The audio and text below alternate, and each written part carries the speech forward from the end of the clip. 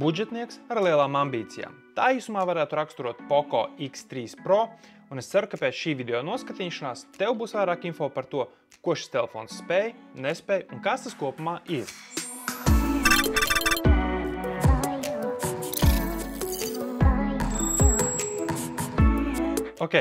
Varbūt, ka drīzāk lētākā gala vidējā segmenta telefons.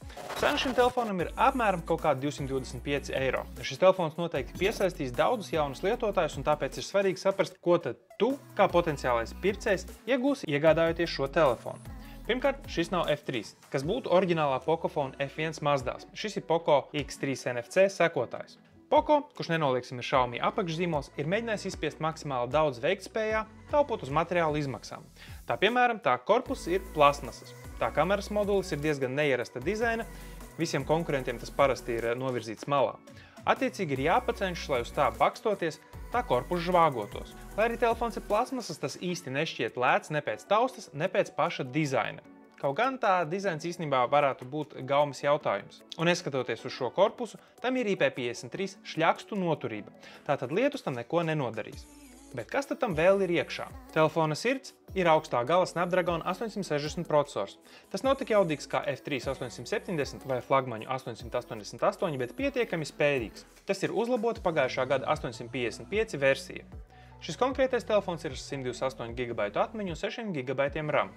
Tā ekrāns ir 6,7 colu IPS 1080p, jeb Full HD panelis ar 120 Hz atsvaidzi, un virsū ir vēl uzlikts Gorilla Glass 6.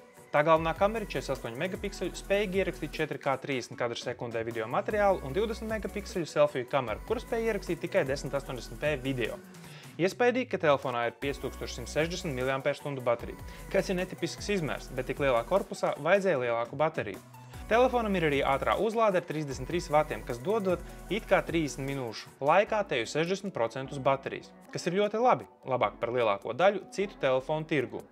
Šai telefonā īstenībā ir viss, lai to lietojot, nerastos sajūta, ka tev rokās ir budžeta telefons. Tā processors ir ātrs un atsaucīgs. Telefons īpaši nekarsto lietojot, un 860 Snapdragons tiešām ir ļoti tuvu savā veiktspējā tādiem dūžiem, kā Samsung Galaxy S21 ar Exynos procesoru. Noteikti patīkama ziņa daudziem būs tā, ka telefonam ir austiņu ports, un tas, ka stereo skaļruņi ir diezgan skaidri, un tos varētu pat klasificēt, es teiktu, kā labus. Telefons rokās nevienā brīdī nešķiet nērts.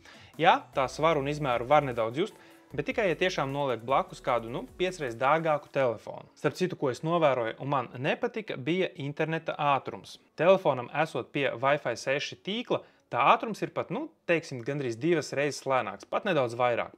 Un simkarte tika ņemta ārā, lidojuma režīmi slēgāti, pārstartēts un tā tālāk un tā joprojām. Pat Android versija ir diezgan patīkama. Es iepriekš nebiju lietojis Poco tālruņus, līdz ar to reālais priekšstats par tā dizainu lietošanu īsti nebija radies.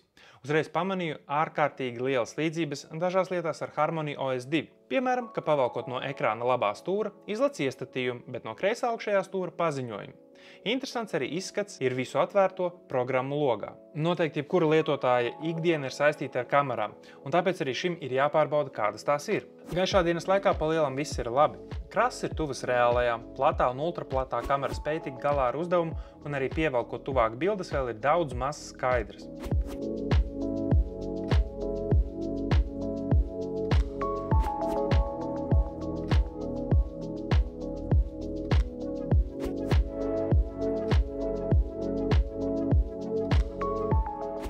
Makrokamera gan ir tāds puskoka lēcējs un neizskatās diezko iedvesmojoši.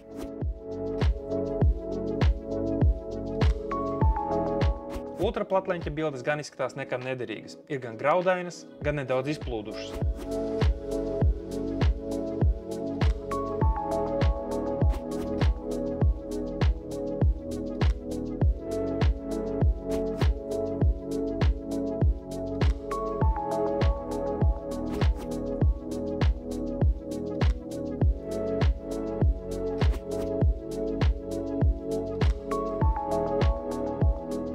Tā, 4K režīms. Tagad arī redzi, kāda ir stabilizācija šai kamerai. Diezgan iespaidīgi, vai ne? Ja es piekrītu īstenībā, jāsaka, pat ir labāka nekā Huawei Nova 9. Kā teicu, selfie kamera ir spējīga ierakstīt tikai 1080p video. Ko es arī šobrīd daru izstāst, ka kaut kāds īstenībā filtrs uzlikts virsū. Nevar saprast, bet arī jāsaka, stabilizācija ir ārkārtīgi respektabla. Es tur tā kā puņķis uz drāzu šobrīd izskatos, bet pati stabilizācija mighty fine.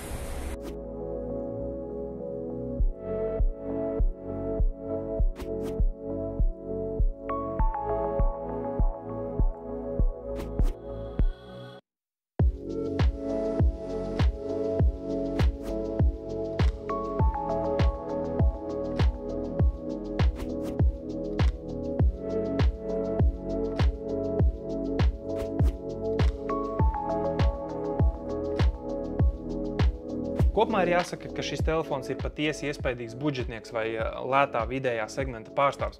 Priekš ikdienas dragāšanas vai telefona sīkajiem ideāls kandidāts. Dizains, protams, ir gaumas jautājums. Kameras ārpus standarta režīmiem labā gaismā ir pašvakas, bet izvilkt un nobildēt līmenī ir ok. Stabilizāciju video materiālam jau redzēju, un displejs varēja īstenībā būt gaišāks esot ārā, bet es jau piekasos bišķi pa daudz. Ja man būtu jāizvēlās, šis noteikti izskatās pievilcīgāks un nopietnāk būvēts aparāts par tuvākajiem sekotājiem no korejiešu staļļiem. Baterijas darbības laiks ir pietiekami ilgs, un resursu maz ēdošais displejs noteikti palīdzēs šo telefonu izturēt normālā lietošanā teju visu dienu. Man sanāca, tādā ikdienas lietošanā izvilkt līdz apmēram kaut kādiem 8 vakarā, no kaut kādiem 7 rītā. Tas, ko es darīju, bija pāris spēlītes, sociāltīkli, sazvanīšanās, sarakstīšanās. Tas arī ir palielam tas, ko lielākā daļa no mums tāpat dara. Ok, un es domāju, ka ar to tad arī šis apskats ir beidzies. Ja tev izdevās izveidot priekšstatu par šo telefonu, nospied laiku. Ja vispār patīk jaudīgi un lēti telefoni, abonē kanālu. Ja gribi atbalstīt latviešu tehnoloģiju apskatus, izdari abas lietas un vēl pašāro šo video. Uz promiešanu es, protams, iedrošinu nostīties kādu no YouTube ieteiktiem video, un visādi citādi mēs ar tevi tiekamies jau kādā no nākamajiem video. Atā!